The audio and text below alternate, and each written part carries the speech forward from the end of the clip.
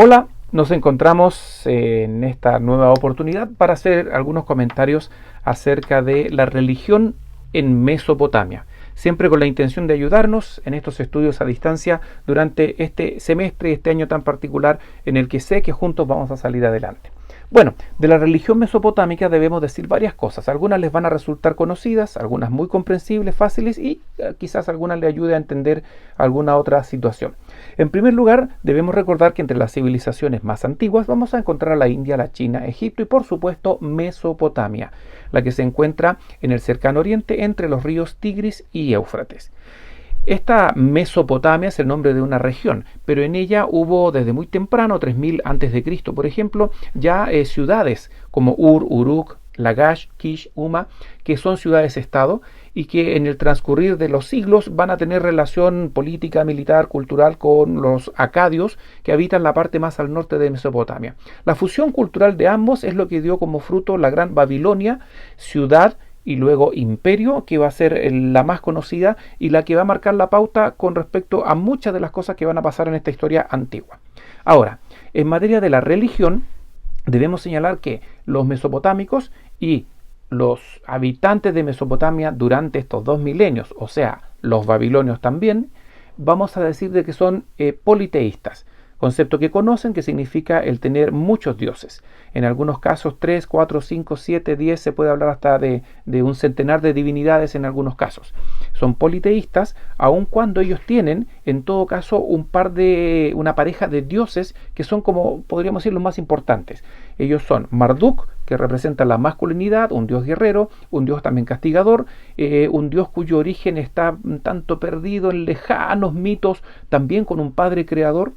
Y en segundo lugar, y más importante, es la diosa Ishtar, quien representa a la mujer, representa la fertilidad, representa el equilibrio entre hombre y mujer como parejas divinas propiamente tal, aun cuando no son ellos dos en sí parejas.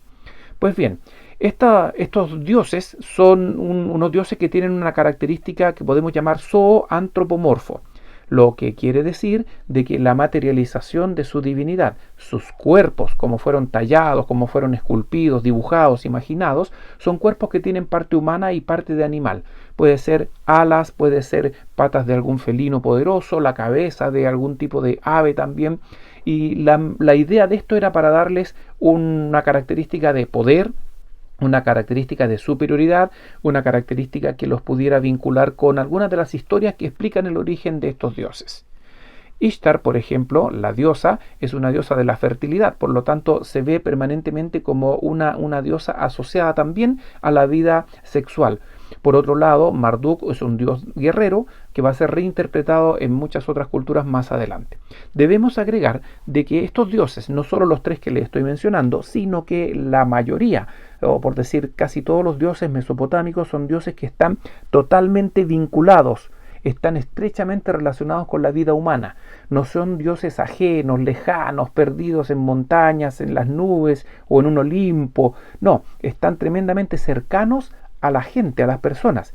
Tanto así que las personas creían fehacientemente que debían portarse permanentemente bien, que estaban siendo observados por los dioses, debían tener una vida que honrara a los dioses, debían hacer, ya vamos a verlo, algunos sacrificios para los dioses, rezos permanentes, procesiones. Y otra manera mediante la cual los sentían muy cercanos con ellos, tiene que ver con una característica de la cultura mesopotámica, que es la observación de los astros, las estrellas y los fenómenos astronómicos. Si bien es cierto, ya se dijo en otra oportunidad, se leyó por ahí, son los creadores de un calendario, por ejemplo. Ellos la observación de los astros la vinculaban con las divinidades porque veían en el cosmos la presencia de los dioses, la representación de los dioses. De ahí viene un poco esta idea de que si tú naces en tal o cual fecha, mes del año, y en esa oportunidad el cosmos tiene una constelación de estrellas que están justo sobre, ¿no es cierto?, esa bóveda celeste que está por encima de nuestro planeta, es el dios de ese momento, es el que va a influenciar tu vida. Algo que más adelante los griegos van a tomar y van a reinterpretar creando lo que conocemos como horóscopo. Ahora, también pensaban de que fenómenos astronómicos, la aparición de estrellas fugaces, la aparición de cometas, lo vinculaban con mensajes mensajes divinos que podían ser mensajes positivos, negativos, etcétera, y esos obviamente iban a influenciar en las personas que los veían, que nacían justo durante ese periodo, o en las decisiones de los reyes. Ahora, de esta manera vemos que los mesopotámicos tienen un conjunto también entonces de explicaciones acerca de este tipo de fenómenos. Ahora, ¿qué otra cosa? Ellos, dije recién, de que hacían sacrificios. Sacrificios fundamentalmente de animalitos. Podía ser un buey, podía ser perfectamente una oveja, un cordero, palomas, pichones, todo dependiendo de la riqueza que tenías para comprar un animal que ibas a sacrificar. ¿Por qué se hacían los sacrificios? Podríamos pensar en un ejemplo bien chileno. Y de hecho ha existido en muchas partes. Mire, resulta de que la idea de que si tú tienes que honrar y agradar a los dioses y haces algo malo, mereces un castigo. Así se ha pensado por mucho tiempo. Pues bien, este castigo significa que alguien tiene que pagar por el castigo. En chileno decimos alguien tiene que pagar el pato, ¿cierto? Bueno, esta idea de que debemos pagar el pato se relaciona con los animalitos porque en la medida de que tú no haces un sacrificio personal o humano para agradar o entrar en la buena con los dioses para obtener su perdón, entonces que otro pague el pato. Y ahí es donde viene la idea de sacrificar un animalito. No hay conocimiento, yo no los tengo, al menos no he visto estudios que hablen de sacrificios humanos. Eso es parte de otras culturas que interesantemente en otra oportunidad también podríamos estudiar. En el caso de los mesopotámicos, ellos hacían procesiones, hacían cánticos, tenían también un conjunto de mitos y leyendas, mitos acerca de la creación o mitos acerca también de castigos divinos, mito de una redención, un perdón, una salvación. Y uno de los mitos más conocidos en el mundo mesopotámico es la llamada leyenda de Gilgamesh, quien habría sido un rey de alguna de las localidades dentro de Mesopotamia, que encarga a un personaje llamado Utnapishtim que pueda construir una barca para salvar a los animales y el ganado. Ya recuerden que son civilizaciones agrícolas. Se parece pero muchísimo, muchísimo, muchísimo, muchísimo a la narración del Noé de la Biblia. Hay razones para pensar de que tienen estrecha relación y que podrían estar hablando hasta del mismo personaje con distintos nombres. Más adelante a lo mejor lo comentamos. Entonces, los mesopotámicos tienen mitos, leyendas, estos dioses que interactúan con ellos. Tienen en todo caso un par de particularidades. Por ejemplo, el rey de cada ciudad-estado de Mesopotamia, para ellos era el máximo sacerdote. A diferencia de los egipcios, nunca pensaron que su rey era un dios. Era el máximo sacerdote. Y este vivía en un edificio que era tremendamente importante, es el Sigurat. El edificio que al mismo tiempo era un templo para hacer procesiones, adoración a los dioses, en donde estaban las estatuas o las imágenes, ¿no es cierto?, de las distintas divinidades.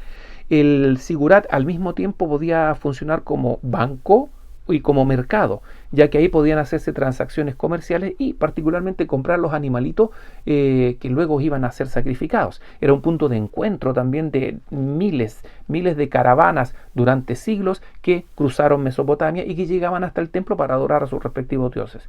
Y la otra, que tiene que ver con el rey, que dijimos que era el máximo sacerdote, es porque el Sigurat a su vez cumple funciones como de palacio de gobierno, la residencia de este en Enlil o Ensi, como se le llamó en distintas ciudades. Ahora, para ir terminando, este templo tenía en su cúspide una serie de diseños arquitectónicos que le permitían fijar puntos en el cosmos, así que funcionaba verdaderamente como un centro astronómico. Más aún cuando estamos señalando de que los mesopotámicos vinculaban el cosmos con la vida de las personas y los dioses como intermediarios. Finalmente, esta religiosidad y religión de Mesopotamia va a perdurar mucho en el tiempo, va a influenciar todo el cercano oriente, particularmente a los acadios, posteriormente a los asirios, va a ser muy fuerte durante el dominio babilónico, va a llegar a influenciar y poner en jaque en algún minuto la misma fe y religión del pueblo israelita, el pueblo hebreo. A los fenicios creo que ya dije que los afectó bastante, los motivó, pero no va a contagiar a Egipto, que en sí tiene una religión muy sólida y que no va a permitir la llegada de estos dioses. De todos estos, la diosa Ishtar es la que más perdura en el tiempo, ya que se han encontrado altares a esta diosa en Israel, en Fenicia, en Palestina, probablemente en alguna parte de Grecia, en algún suburbio de Roma, y tiene que ver porque es una representación de la maternidad, una representación de la fertilidad, una representación de la mujer y con una función también sexual como una representación de la procreación y de la perpetuidad de la especie.